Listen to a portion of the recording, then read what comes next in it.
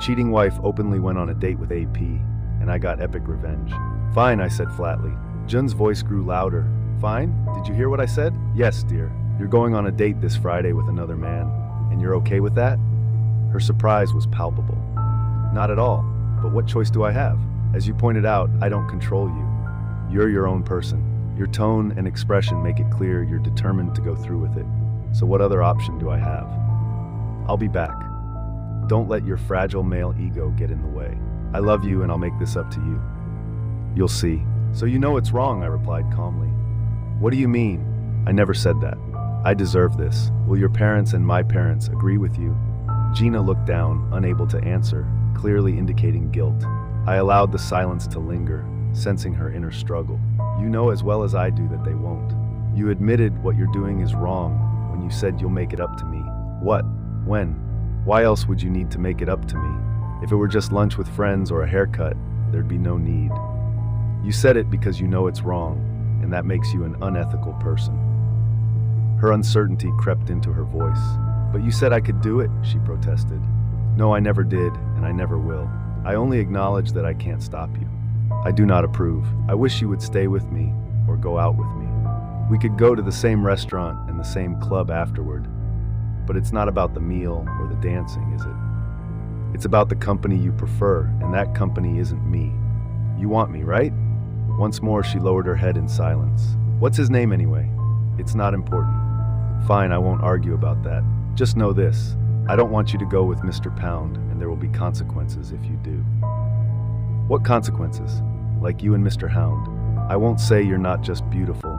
You're intelligent too. I've told you that countless times, not because I have to, but because I mean it. I'll leave it to you to figure out the consequences of choosing him over me. You're bluffing. You love me. You always give me what I want. Well, I want this, and like I said, I'll be back, and we'll love each other and grow old together. I can't stop you from making foolish choices, but you've been warned. You're on your own. With that, I grabbed my keys and left before she could say another word. The atmosphere in the apartment throughout the entire week was undeniably frosty. Thursday night, I gathered my belongings and relocated to the guest room. What's going on, Felix? She questioned, pausing with a handful of clothes. I regarded her with a hint of exasperation. Looks like I overestimated your comprehension. What do you think I'm doing? Are you leaving? She asked, a hint of concern in her voice. Yes, my wife wants to pursue other relationships. Do you honestly believe I would share a bed with a woman who strayed? Not a chance, she retorted, her tone dripping with mockery and childishness. You're such a little boy, afraid your little ego will get hurt. Without a word, I placed the clothes in the spare closet and returned for another load. So now you're punishing the big bad witch with your silence? She smirked. Consequences was my only retort. She couldn't claim ignorance. She'd been warned. Friday afternoon, I left work early and headed to an upscale men's salon, treating myself to a professional, contemporary haircut, a precise straight razor shave, and a subtle manicure. No flashy nail polish, though. Next door at the men's clothing store, I selected a smart casual button-down shirt, pants, and jacket. If you enjoyed this video, consider liking my video. While I briefly considered new shoes, I reasoned that fresh kicks and dancing might not mesh well, so I passed on that idea. On the way home, I swung by the car wash for a thorough deep clean, leaving my truck looking immaculate. Back at home, I took a refreshing shower. As I heard Gina arrive and head for her own shower, I descended to the living room and waited. Half an hour later, she descended in a new little black dress I hadn't seen before, revealing a tantalizing glimpse of cleavage. Pausing on the final step, she looked at me, seemingly expecting a compliment. When I remained silent, she glanced at me again, her eyes widening. Wow, you look great. Where are you off to? Out. What else? I parodied her condescending tone. Did you think your clueless husband would just sit at home twiddling his thumbs, waiting for you to grace us with your presence? Shaking my head, I opened the door to the garage and added curtly, and here I thought you were perceptive. How mistaken can one person be? Well, I don't want to keep Melissa waiting.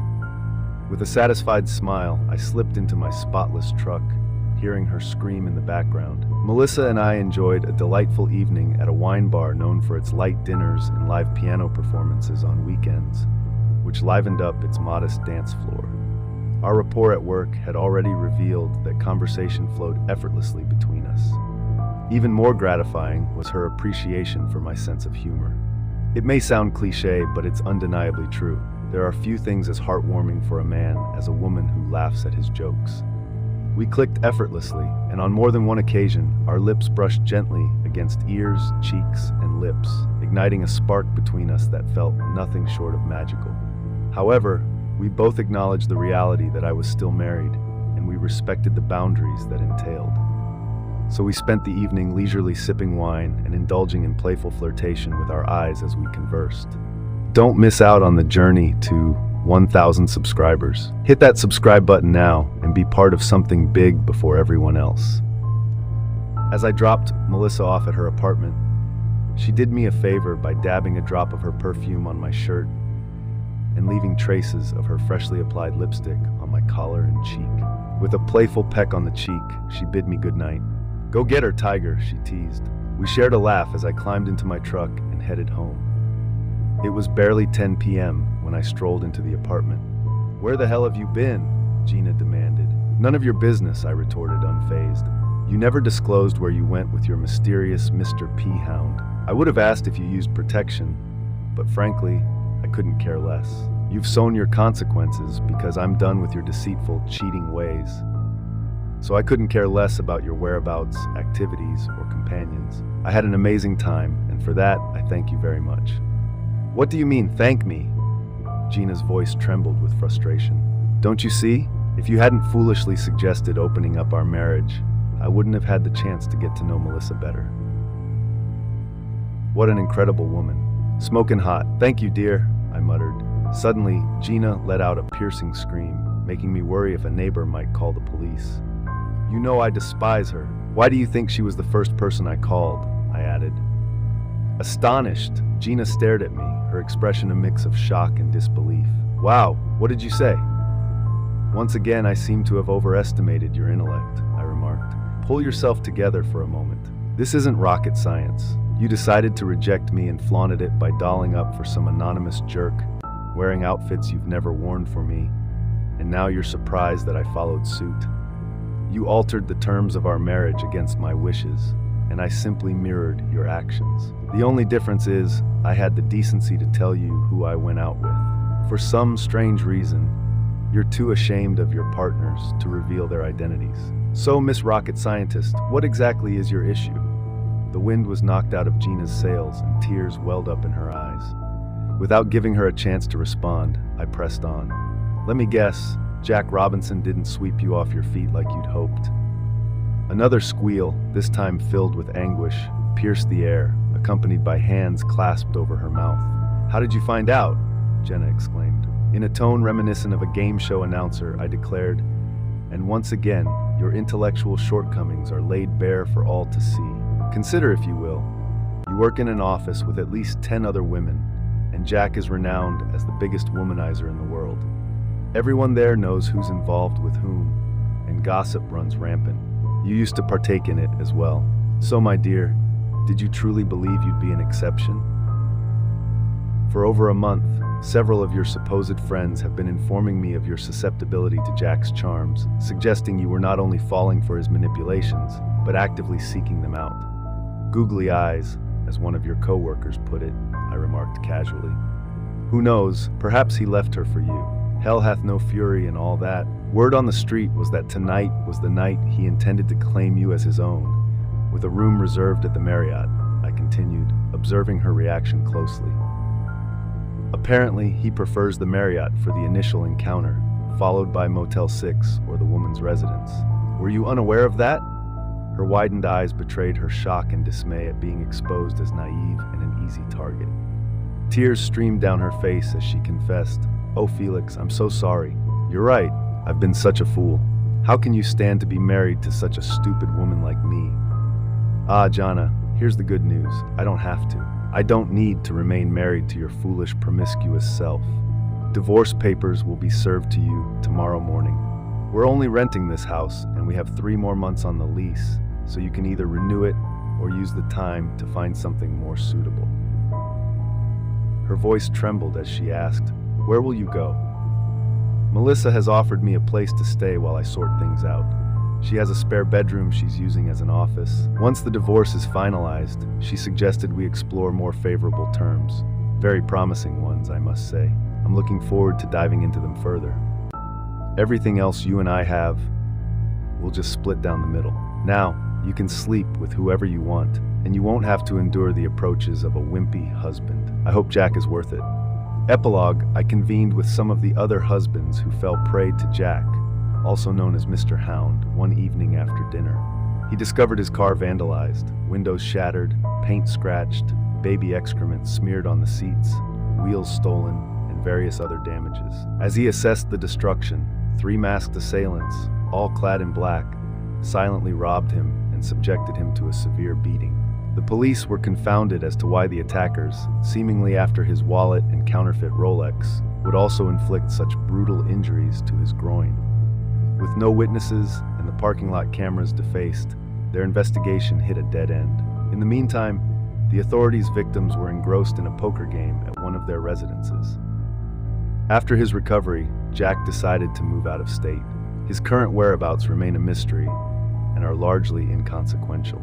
Jana, after securing an apartment, eventually moved out as well. Upon realizing my contentment with Melissa, she also decided to relocate to another state. Our paths never crossed again. I remained with Melissa for a while, but we both came to the realization that short-term satisfaction didn't necessarily translate to long-term compatibility. Consequently, I found a townhouse nearby and settled there. As time went by, I matured, gained wisdom, and became more physically fit. Bit by bit, I developed a strong bond with a fellow member of my gym. Naturally, one thing led to another, and I discovered happiness with someone who possessed genuine intelligence and unwavering loyalty.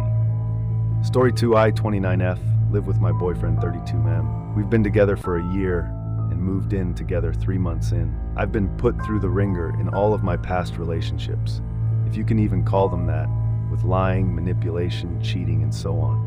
Everything in my current relationship has seemed great to me and everyone around us.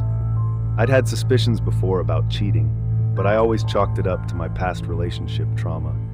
And my boyfriend has been nothing but loving, reassuring, and understanding.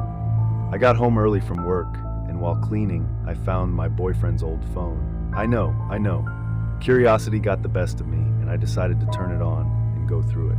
I found out that he's been sexting multiple women the entire time we've been together, exchanging nudes, sending videos of himself masturbating with my belongings and my dog in the background.